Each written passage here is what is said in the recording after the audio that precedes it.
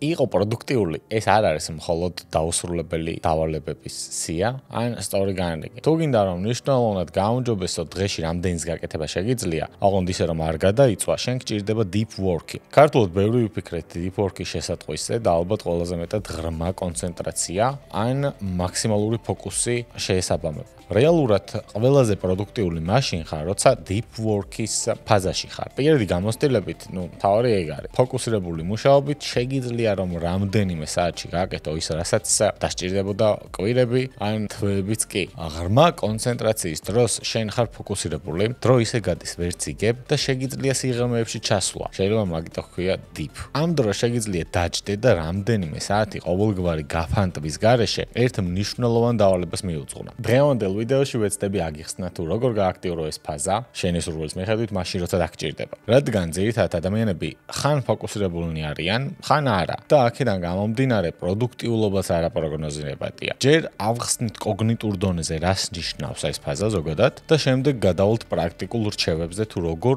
გააქტიურო deep work-ი ნებისმიერ დროს, როცა დაგჭირდება და ჩემს პირად მაგალითებსაც გაგიზიარებ. კარგი, პირველ რიგში, რა არის deep work-ი? სანამ გადავალთ საქმეზე, გამოიწერე არხი, დალაიქე ვიდეო და გავაგრძელოთ. გელოდები? ჩვენი ტვინი ყოველდღიურ რეჟიმში საკმაოდ გაბნეულია. გვაქვს ეგრეთ წოდებული default მოდელი, რომლის დროსაც დიდად არაფერს აკეთებ. რა შევა ამ დროს? შეიძლება უბრალოდ რაღაცებზე ფიქრობო, ოცნებობო, წარსულს ან მომავალს იხსენებ, ფიქრობ შენივე ემოციებზე და საკუთარ თავს ელაპარაკები ან ისტორიებს უყვები. ეს არის ტვინის ნაგულისხმევი, ჩვეულებრივი რეჟიმი, default mode, როცა ის თვითნებურად მუშაობს ყოველგვარი მიმართულების გარეშე. ამ დროს არ აქვს მნიშვნელობა რამდენად კარგად გაქვს დავალებები და კალენდარი გაწერილი. შენი ტვინი უბრალოდ აქეთ-იქით დარბის. ჩვეულებრივ რეჟიმში 2 საათიანი მუშაობა რომ შეადარო კონცენტრირებულ 2 საათიან მუშაობას, წარმოუდგენლად დიდი სხვაობა. ისეთივე სხვაობა როგორც დღე და ღამე. ხოლო deep work-ისაც თითქოს ნაკადში ხარ, იდეების თავისით მოდის. ზოგადად პროდუქტიულობის მიზანი ის არის რომ გააკეთო ისეთ საქმეები, რასაც რეალურად მნიშვნელობა აქვს და გამოგადგება, პროდუქტიულობას ნახეთ ჩემი ვიდეო და არა უბრალოდ დიდხანს იმუშავო. ზოგადად დღევანდელი სამყარო იმდენად კონკურენტულია, მე ეჭვება ვინმე default mode-ით შეძლოთ კონკურენციაში შესვლა. უბრალოდ არ გამოგივათ. მე არ ვარ ამ სფეროს ექსპერტი, არც ნეირომეცნიერი, უბრალოდ ჩემს გამოცდილებას გაგიზიარებთ, რადგან მუდმივად ვცდილობ საკუთარი პროდუქტიულობის ოპტიმიზაციას. ხოლო ჩვენთან Tenix SEO-ში ვახდენთ საძიებო სისტემებისთვის საიტების ოპტიმიზაციას, თუ გინდა Google-ში იყო პირველი მოგმართე. ოკეი. ღრმა მუშაობა, deep work. ეს არის მდგომარეობა, როცა ტვინი გადადის მაღალ ეფექტიანობაზე, ხოლო ტვინის სხვადასხვა უბნები ერთმანეთთან სინქრონში აქტიურდება. თავი კითხვა ისაა, თუ როგორ შევიდეთ ამ მდგომარეობაში სტაბილურად. არსებობს ინსტრუმენტები და ტექნიკები, რაც ამ მდგომარეობის მიღწევაში დაგვეხმარება. და ასევე არსებობს გამფანტავების, ეგრეთ წოდებული distraction-ები, რაც სწრაფად გვაბრუნებს default მდგომარეობაში. თუ ყურადღების შენარჩუნება დიდხანს არ შეგიძლია, თუ მიჩვეული ხარ TikTok-ს, რომელიც სწრაფ დოპამინს გაძლევს, ტვინი მუდმივად და სწრაფად უბრუნდება გაფანტულ მდგომარეობას. მაგრამ ისევე როგორც სხეულის დახვეწა შეიძლება ვარჯიშით, ასევე შეიძლება ტვინისაც.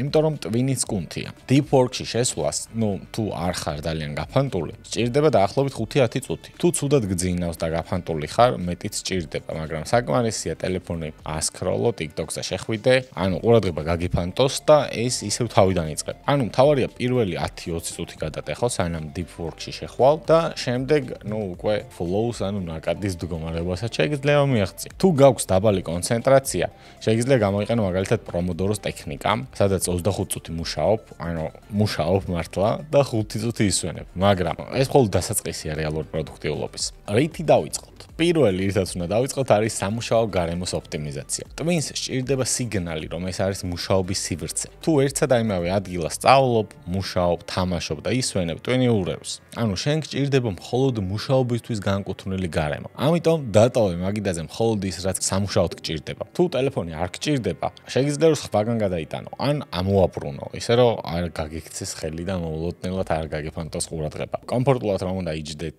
და არაფერი არ უნდა გტკიოდეთ და გაწუხებდეთ, მივხვდეთ მაგაზე ყურადღებას არ გავამახვილებ. ეგ ისედაც ყველა მიცით და ბუნებრივია. ასევე ტვინი რეაგირებს ყველა ვიზუალზე, რასაც ხედავს. რავი, ეგრე ვართ მოწყობილი ადამიანები, ბიორობოტები ვართ. ჩვენი სხეული და ინსტინქტები მორგებულია გადარჩენას. წინ უნდა გედგას მხოლოდ ეკრანი, არანაირი სხვა მოძრავი ობიექტები, პანჯარა, მანქანები, ხალხი. თუ შენს კადრში მოძრავი ობიექტები შემოდიან, უნდა აღმოფხრა. დადგი მაგიტა კედელთან.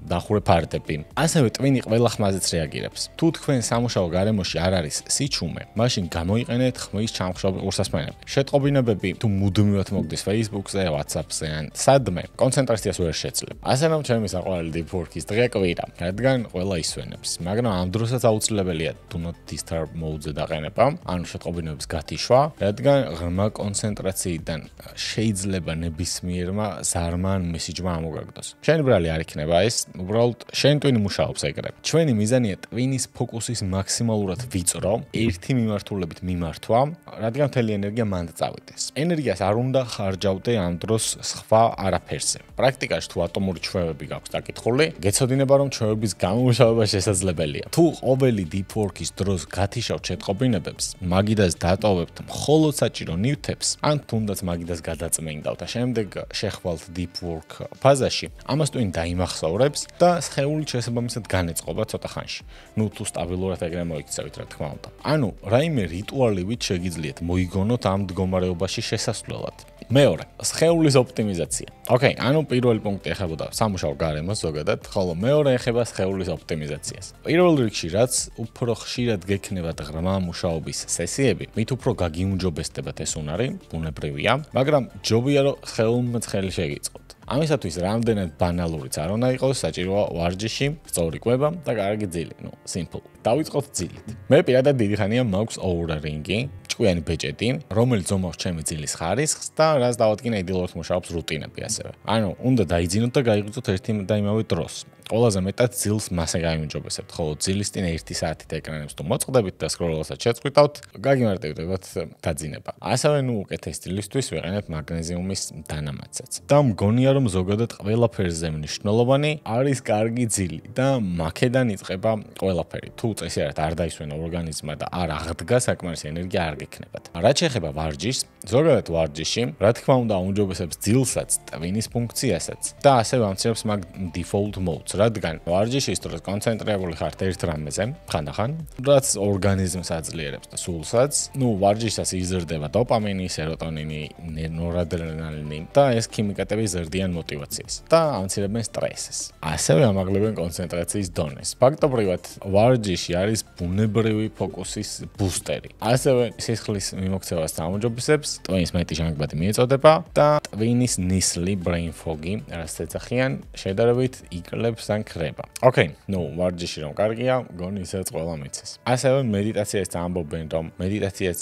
ზრდის ამ deep work-ის და ფოკუსის უნარს. მე პირადად მედიტაციას ვიყენებ და უფრო მეტად დასწინებლად ვიყენებ, თუმცა დროთა განმავლობაში ალბათ ფოკუსის უნარსაც აუმჯობესებს. და ბოლოს, ყველაზე მთავარი, როდის გავაკეთოთ ეს deep work-ის სესიები? ნუ ალბათ ეს ყველაზე მნიშვნელოვანი ნაწილია, ნუ გააჩნიათ თქვენს როლსა და პოზიციას. მე მაგალითად ამჟამად ვარ ჩემივე კომპანიის CEO, აღმასრულებელი დირექტორი და დღის მანძილზე საკმაოდ ბევრი კომუნიკაცია მაქვს თანამშრომლებთან, კლიენტებთან, პოტენციურ კლიენტებთან. ანუ ხანდახან ფიზიკურად ძალიან რთულია deep work-ის დაწყება, რადგან ჩართული ვარ პროცესუალურ ნაწილში და ვაკონტროლებ იმას, რომ კლიენტებს service delivery-ის უმაღლესი ხარისხი მიეწოდოთ. საბედნიეროდ ეს კომპანიის ამ ზომაზე შესაძლებელია. ჯამში დაახლოებით 20-მდე კლიენტს ვემსახურებით. ნუ ზრდის შემდეგ ეტაპზე ასევე იზრდება სისტემებიც, რომელიც ამას უზრუნველყოფს და რეალურად სწორედ ამ სისტემების და არა მარტო მათ შესაქმნელად ჭირდება ღრმა კონცენტრაცია. მე გეტყვით მოკლედ როგორ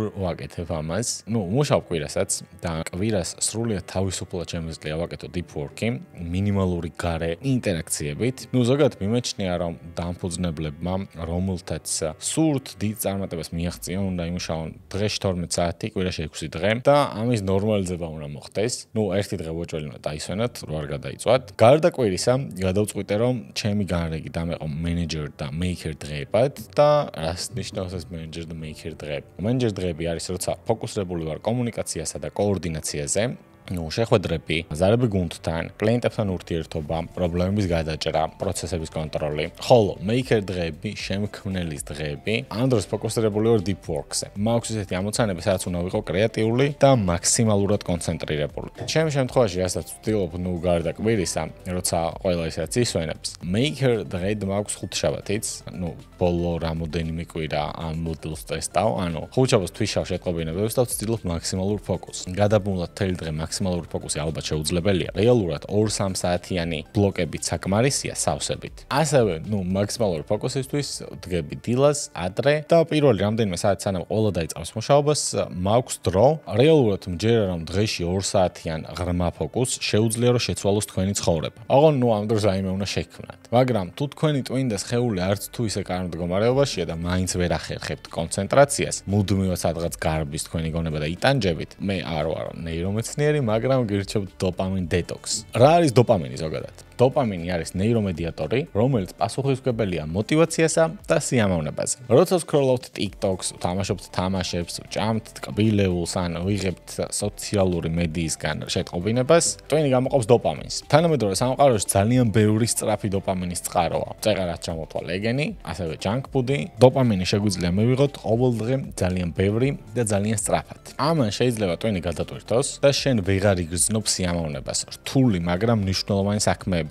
თუნდაც deep work-ის ეს, რეალურად ამ ვიდეოსაც იმიტომ წერო ეს deep work-ი ყველაზე მეტად მსიამოვნებს. ხოლო დოპამინ დეტოქსი ეს არის პრაქტიკა, როცა გარკვეული დროით, რამდენიმე საათიდან რამდენიმე დღემდე უარს ამბობ მაღალი დოპამინური სტიმულაციის აქტივობებზე, რაც ხშირად ნიშნავს უარის თქმას სოციალურ მედიაზე, YouTube-ზე, Netflix-ზე, ტკბილეულზე, junk food-ზე, მსგავს რაღაცებზე, თუნდაც ალკოჰოლზე და გართობაზე. მაგრამ ამის ნაცვლად უნდა გააკეთო დაბალ დოპამინური აქტივობები. წაიკითხო წიგნი, გააკეთო მედიტაცია, გაისეირნო ბუნებაში, deep work-ი ეგეთი სტილის აქტივობა. ასევე მე მაგალითად მაქვს ჩემი რუტინები, როცა 30 დღის მანძილზე ვისავ კვებას, გარკვეულ დღიურ კალორიას, მობილურზე screen time-ს ვღუდავ და საღამოს 9 საათის შემდეგ აღარ ვიყენებ ტელეფონს, რათა კარგად დამეწინოს. რეალურად რაც ამ დროს ხდება, ეს არის დეტოქსი ზედმეტი სტიმულაციისგან, რომ ტვინმა ისევ დაინახოს სიხარული მძიმე, მაგრამ ღირებული საქმეებისგან. თუ დოპამინ დეტოქსს გინდათ რომ ჩავწერო ვიდეო, დააკომენტარეთ და მასეც